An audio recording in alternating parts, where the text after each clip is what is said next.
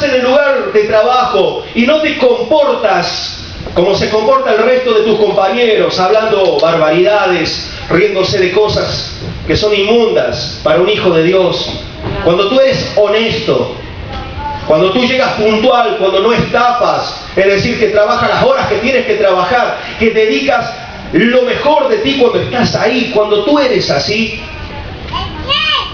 de seguro que destacas y todos lo notan.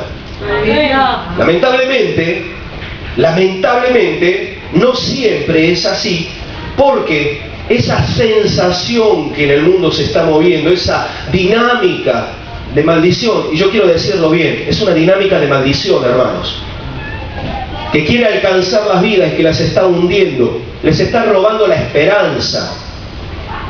Pero damos gracias a Dios por la iglesia, porque la iglesia es la que proclama un mensaje de esperanza. Amén. Pero para proclamar ese mensaje de esperanza, nosotros tenemos que ser los primeros de vivirlo. Amén. Nosotros tenemos que ser los primeros en demostrar y en dar testimonio con nuestra vida de que aunque se levante un ejército contra nosotros, nosotros no temeremos. Aunque andemos en un valle de sombra y de muerte, no temeremos mal alguno, porque nuestro Dios está con nosotros.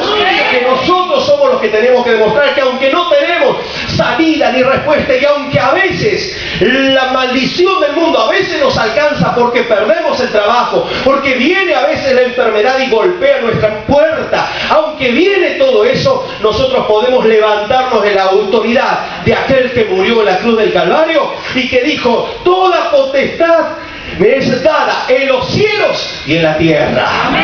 Quiere decir que el que confía en Él tiene la alternativa de vivir de una forma diferente. Amén. De una forma muy diferente, hermanos.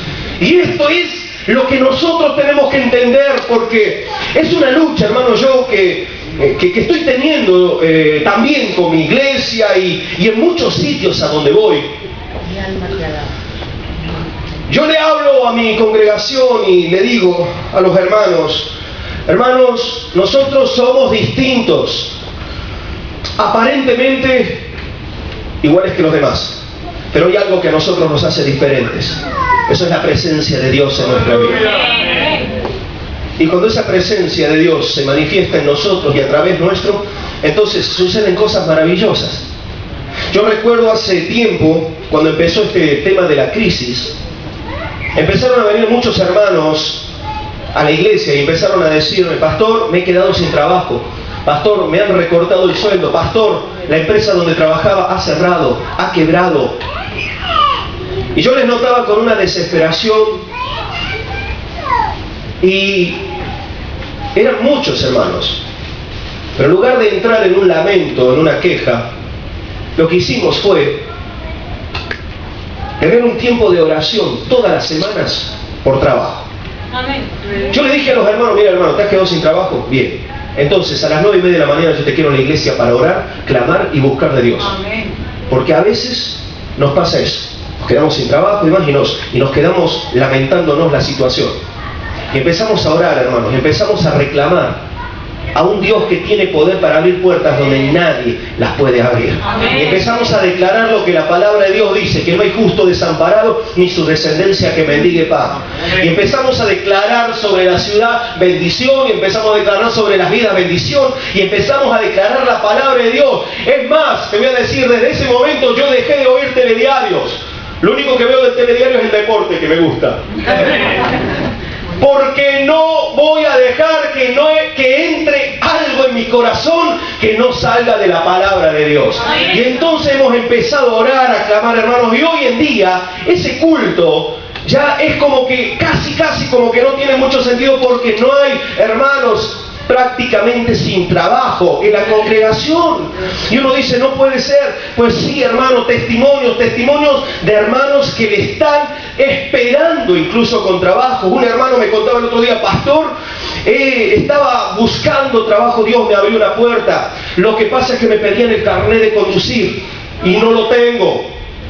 Y entonces me dijeron: mira, eso es un problema, ya te llamaremos. Claro, cuando me dijeron así, me decía el hermano, ya me esperaba que no me iban a llamar. Pero ¿sabéis cuál fue el milagro? Que este hermano fue a su casa y se puso a orar. se puso a buscar de Dios y se puso a reclamar la bendición de Dios para su casa, para su familia, creyendo que Dios puede darle aquello que él está necesitando. Hermanos, a las horas le llamaron y ¿sabés qué le dijeron? Mira, no sé por qué, pero yo quiero que tú trabajes en esto. Te voy a dar 2 meses para que te saques el carnet. Te voy a dar tiempo para que vayas a la autoescuela y demás. Y mientras tanto yo te voy a ir enseñando todo lo que tienes que aprender.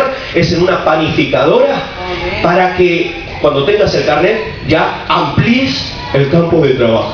Y venía el hermano diciendo, pastor, gloria a Dios. Yo le digo, claro, eso es lo que la palabra de Dios a nosotros nos promete. Y esa es la realidad, hermanos, que tú y yo podemos vivir. Pero para vivirlo nosotros necesitamos hacer algunas cosas. ¿Sabéis? Hay muchos motivos por los cuales nosotros somos golpeados. Todos los que estamos aquí somos de carne y hueso. ¿Es así o no es así? ¿Hay alguien que no es de carne y hueso? ¿Verdad? Fíjate, mira al hermano que tienes a tu lado, hazle así con el codo, a ver si es de carne y hueso. Sí, si haces así, pasas de largo la mano, vamos a orar. Pero si lo tocas y notas, es de carne y hueso. ¿Sabes qué significa?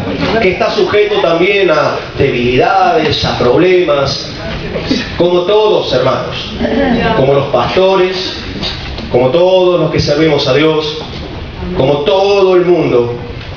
Pero como vuelvo a insistir, aunque vengan estos problemas, aunque vengan todas estas situaciones, nosotros si somos capaces de entender algunos principios espirituales de la palabra de Dios, nosotros podremos movernos dentro de una dimensión que es distinta, dentro de un nivel que es el nivel espiritual, donde lo que no es, es. Porque Dios llama a las cosas que no son como si fuesen. Donde, aunque las puertas estén cerradas, se pueden abrir porque tenemos un Dios de poder, hermanos, que sostiene todo el universo, capaz de saber cada hoja de un árbol que se mueva, Él lo sabe. Y digo, Señor, qué grande y maravilloso eres. Ese es tu Dios. ¿Lo sabías o no? Así que di, este es mi Dios. Un Dios de poder, un Dios de bendición, un Dios que abre puertas. Amén. Así que a mí me gustaría analizar algo que encontramos en este capítulo 30 y que tiene que ver con una situación que sufrió también un siervo de Dios llamado David. Amén. Lo conocéis, ¿verdad? Al rey David.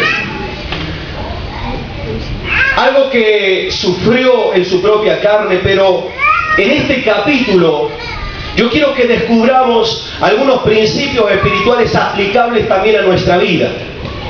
Porque a mí de nada me sirve saber que David fue un gran rey si yo no puedo experimentar la misma bendición que David.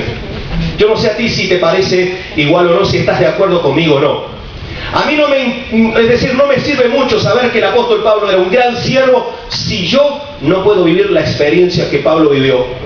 Para mí no es de mucha edificación saber que hubieron grandes hombres de Dios que los encontramos en la Biblia si yo no puedo experimentar la realidad que estos hombres de Dios vivieron. Por eso cada vez que nos acercamos a la palabra, nos debemos de acercar con una expectativa.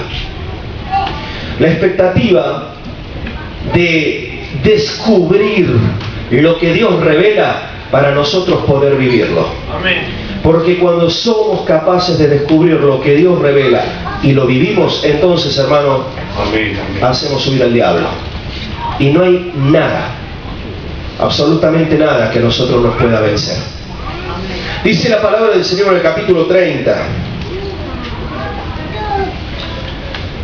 versículos 1 hasta